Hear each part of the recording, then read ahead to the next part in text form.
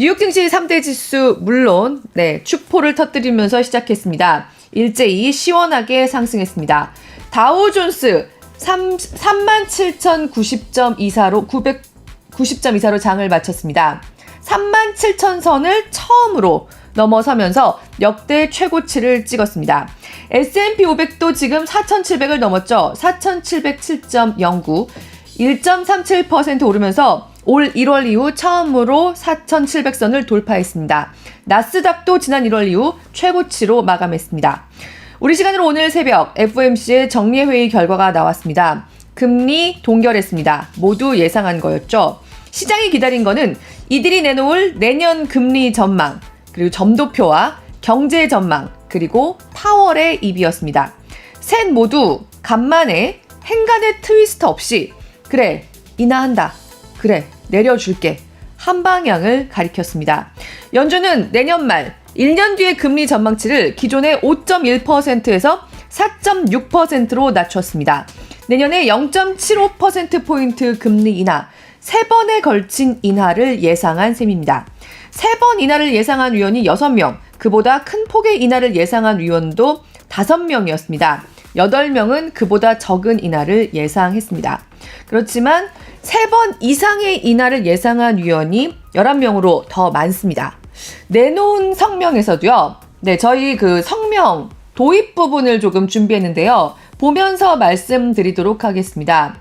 연준이 내놓은 오늘 새벽에 내놓은 성명입니다. 눈에 띄게 달라진 표현들이 있습니다. 경제 성장은 느려졌고 인플레는 둔화하고 있다고 밝혔습니다. 바로 연준이 금리 인하를 단행하기 시작할 수 있는 환경이 조성됐다는 것을 공식적으로 얘기하고 있는 겁니다. 연준은 내년 연말에 근원 PCE 수준을 개인 소비자 물가라고 하는데요. 근원 PCE 수준을 기존의 2.6%에서 2.4% 수준으로 낮췄습니다. 그리고 물가가 연준의 목표치인 2%에 도달하기 전부터 인하가 시작될 수 있음을 파월 의장 본인이 시사했습니다. 파월 의장은 FOMC 위원들이 추가로 금리를 인상하는 것이 적절할 걸로 보지 않았고 금리 인상 가능성을 테이블에서 내려놓는 것도 원하지는 않았다고 덧붙였습니다. 또 정책 금리가 이번 긴축 사이클의 고점에 있거나 고점 근처에 있다고 믿지만 경제는 경제 예측가들을 놀라게 했다. 2% 인플레이션 목표를 향한 계속된 진전이 보장되지는 않는다 정도로 얘기했습니다. 사실상 금리 인하를 시작할 건데 그렇다고 너무 마음을 내려놓지는 마. 이 정도로 약간 사족을 붙이는 정도의 멘트를 내놓은 겁니다. 또 언제부터 정책 제약의 규모를 되돌리기 시작하는 게 적절할 수 있느냐, 이게 관건이라고 얘기해서 금리 인하를 사실상 어떤 속도로 할 것인지가 앞으로의 고민임을 시사했습니다.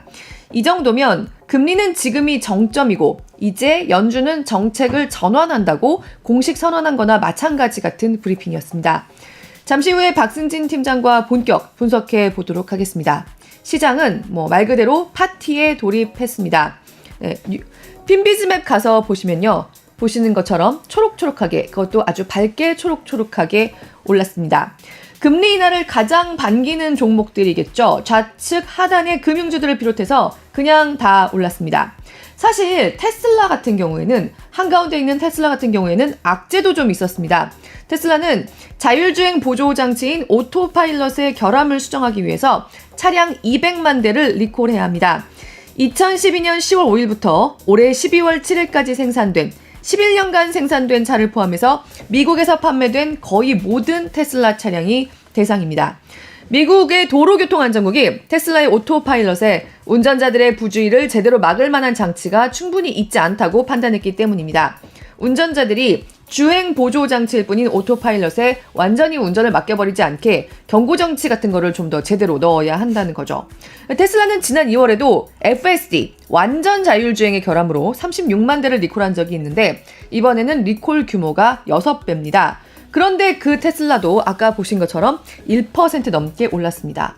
간밤에 연준이 열어준 서프라이즈 파티가 그 정도로 막강했다고 볼 수 있습니다. 금리 가서 보도록 하시겠습니다. 금리 가서 보시면요. 예상하실 수 있는 대로 미 국채 가격은 급등하고 금리는 급락했습니다. 달러 인덱스도 보시는 것처럼 파랗게 급락했습니다. 그리고 금과 비트코인은요. 금과 비트코인 함께 보시면요. 사실 최근에는 너무 올랐나 며칠 조정에 들어가는 것 같았던 비트코인 또 상승세로 돌아섰고요. 지금 금은 2월물 선물이 거래되고 있는데 한때 2,000달러를 다시 돌파했습니다. 마감 시에는 2,000달러 선 밑으로 살짝 내려갔지만 그래도 소폭 상승으로 장을 마감했습니다. 유가 보시겠습니다. 유가 가서 보시면요.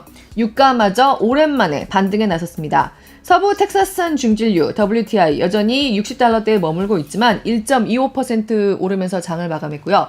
브렌트유도 74.26달러를 기록했습니다.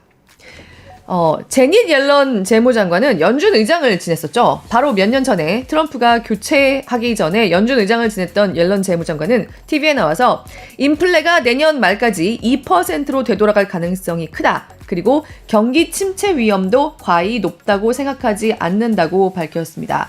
미국 경기는 연착륙할 거고 이제 금리는 내리기 시작할 거다.